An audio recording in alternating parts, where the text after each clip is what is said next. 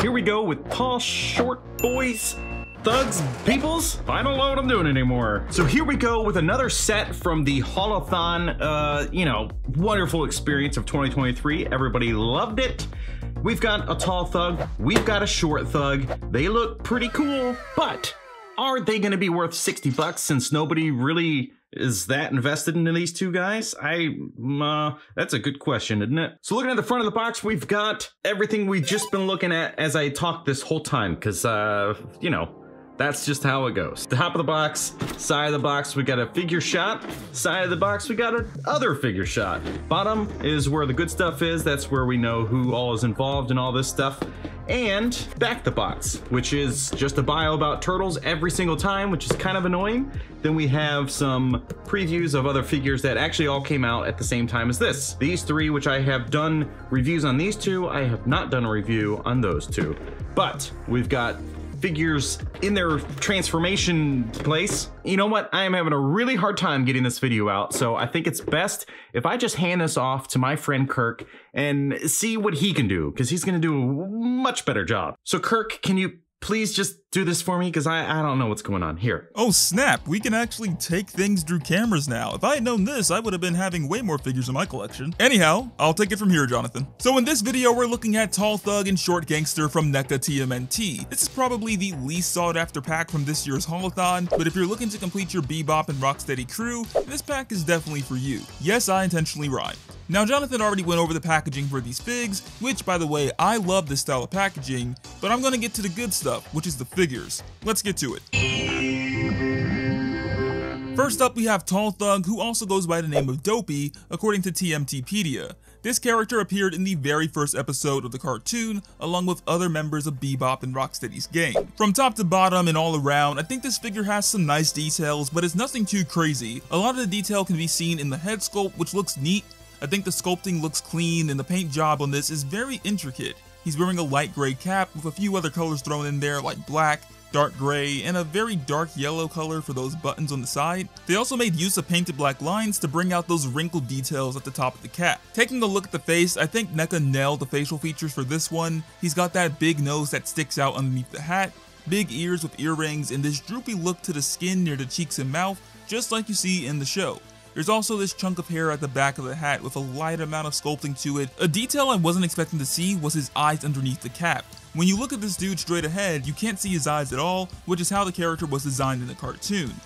So when I looked underneath the cap and saw them, it did catch me off guard, but I am glad that NECA included this detail because it shows that they wanted to keep things complete and not halfway do things. Tall Thug is wearing a jacket with that duotone style, which is seen on a lot of the TMNT cartoon figs. All over the jacket, there are a bunch of black lines outlining the seams, pockets, and wrinkles. It has a big collar, plus a couple of patches in yellow and light gray on both of the sleeves. He also comes with a pair of fists out of the box, which have some good sculpting, and they look like they pack quite a punch. Moving down to the legs, he's sporting some blue jeans with a duotone pattern of a light shade of blue and a darker shade at the back. The paint job is a bit messy on mine, so unfortunately, some of the details are misaligned, especially on the legs.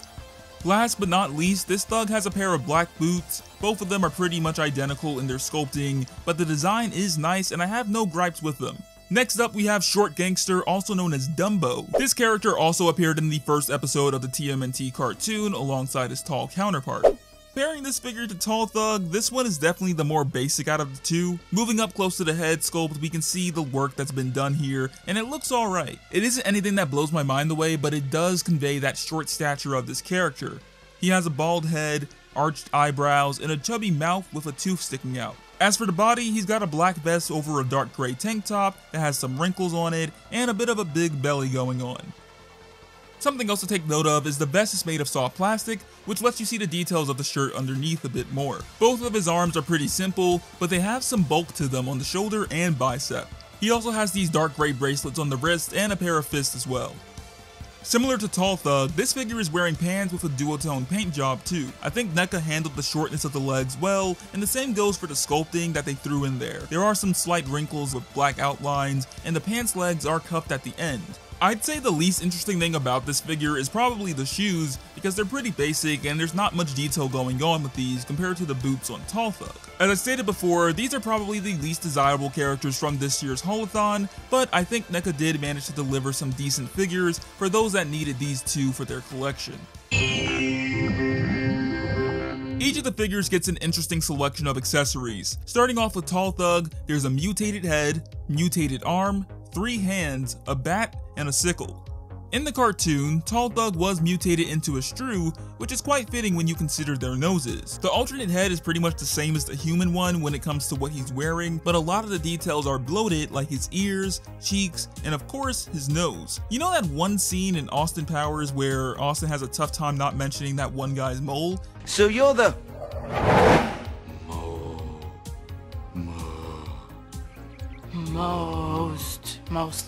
Most excellent agent we've ever seen. That's basically how I feel each time I see Tall Thug's nose, because it's all my eyes keep gravitating to. I also noticed they included his eyes underneath his cap despite them being harder to see, so I do appreciate that attention to detail. Tall Thug's forearm can be popped off and then replaced with the mutated arm, which adds some extra thickness to his hand. His mutated arm actually reminds me of Jeff Goldblum's look in The Fly because of how gnarly and big this thing is. It just looks disgusting. NECA did a really good job capturing that gnarly look of the mutation, and once you have this paired with the alternate head, you've got a whole new figure.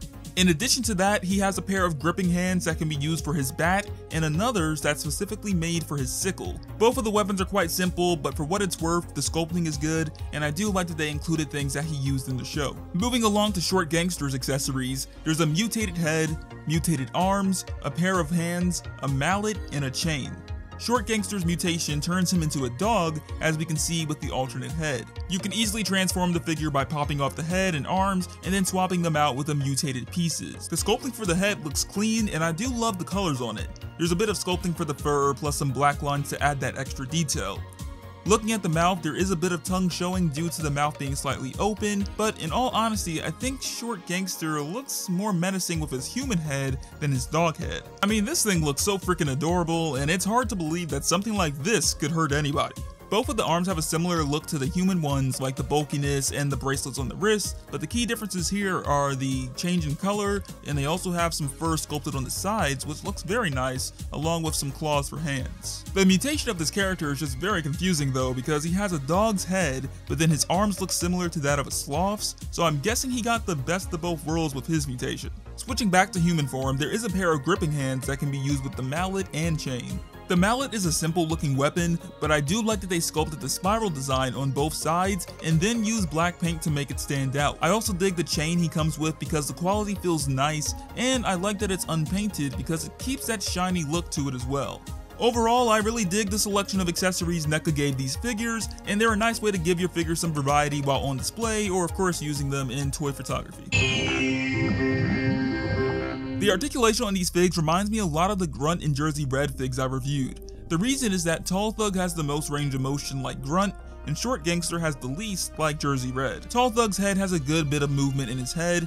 It rotates 360 degrees, tilts back and forth, and side to side. The arms rotate at the shoulders, they can be raised, and they have double jointed elbows with rotation at the bicep and forearm.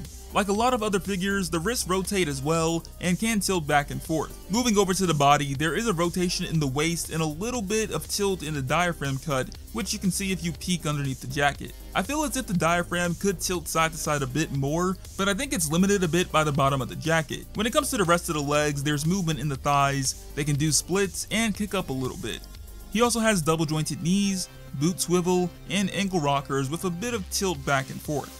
Unfortunately, there was something that took place off camera before filming this portion, and I'm gonna have to tell you all about it. We interrupt this program to bring you a special report. I just want to shake some sense into you. No, Mr. T, that's not what we're here for. Get away.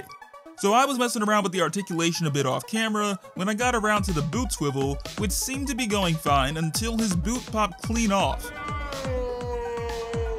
I was actually quite devastated by this because I hadn't even filmed any of the details of this figure for this video and wasn't quite sure how I was going to be able to do this since all of the targets were out of stock of this pack now.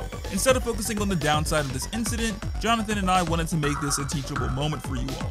If you're going to rotate the boot, be extremely cautious and maybe even put some sort of heat to it, because I believe the joint might be thin, and with that typical stiffness on NECA's joints, the same thing might happen to you. I'm aware that this has been an issue with other NECA figures in the past, so I'm hoping this company will eventually find a solution, especially when you're paying $60 for this, and the fact that this is a Haulathon exclusive makes this even more disappointing. Now, after going over that travesty, let's continue with Short Gangster. This gangster's head can rotate and tilt a little bit, but it's very restricted due to his bulky build. There's rotation in the shoulders, single jointed elbows with rotation, and the wrists can rotate and tilt back and forth. His waist does have some movement to it, but it feels a bit stubborn, and I think it's because of the shirt surrounding it.